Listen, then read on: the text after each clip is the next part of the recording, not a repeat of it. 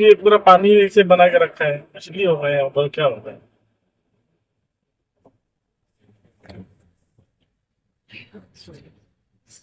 Sympatz. Sympatz also the better to now. Except What the favorite? yeah, lives in it.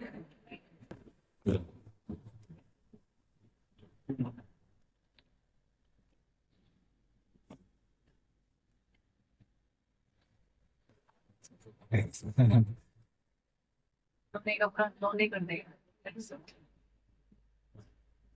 एक बार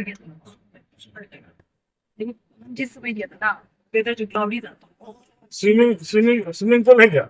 swimming pool तो नहीं में है और नाइट में है सॉरी नाइटू कहाँ पे, दूर है यहाँ से? नाइट तो जाना पड़ेगा तो आगे लेकिन ना ये क्या बोलते हैं उन्होंने रिजोर्ट में वो सब खेलने मिलने का जगह है ठीक है पानी में नहाने की जगह पे कुछ है क्या स्विमिंग? पानी में नहाने के लिए तो आपको तो वहाँ का वो होना पड़ेगा ना नहीं तुम्हें तो कुछ भी नहीं नहीं तो बाहर है वही है बस ये है